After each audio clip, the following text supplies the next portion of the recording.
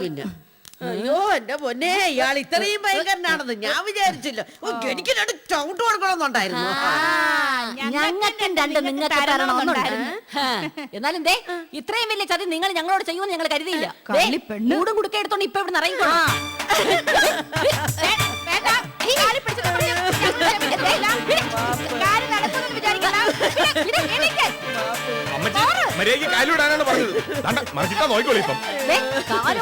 തൊഴിയുന്നല്ലോ തൊഴിക്കണം കുഞ്ഞ്.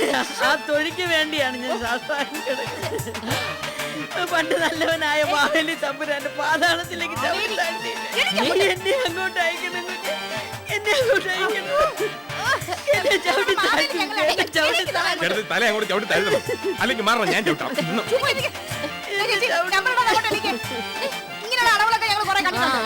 അയ്യോ ഇത് അടവല്ല കുഞ്ഞെ, നന്നായിട്ട് പിടിച്ചോളാം. ബാലൻസ് പോകും.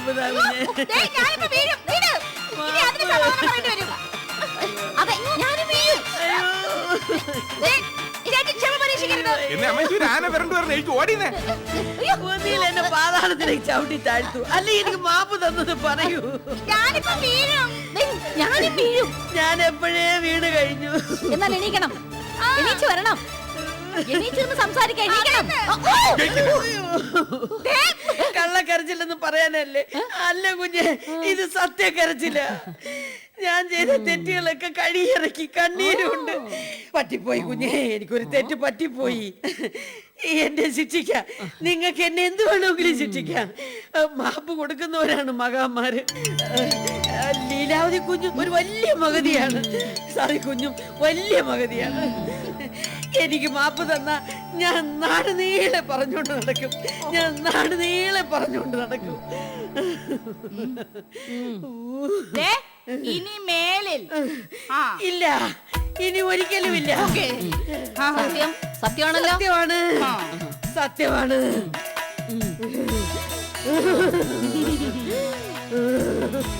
ശരി.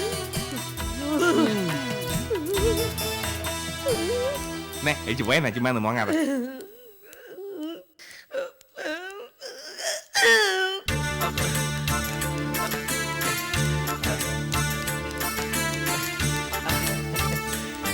ഹായ് കുട്ടി. ഈ പാരാ അത് കേട്ടിട്ടേ ഉള്ളൂ. അയ്യോ അല്ല, കുട്ടിയെ കുറിച്ചല്ല ഞാൻ പറഞ്ഞത്.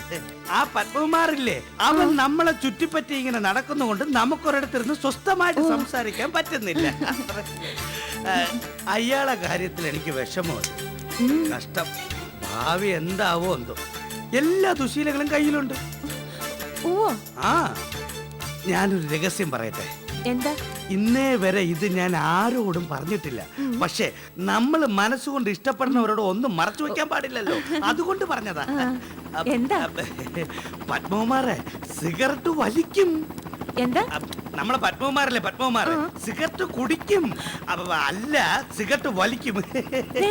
ആ എന്റെ പെറ്റമ്മയാണ്, കുട്ടിയാണ്. അതല്ല, കുട്ടിയെ കഴിഞ്ഞ് ഏറ്റവും വലിയ ആന എനിക്കില്ലല്ലോ.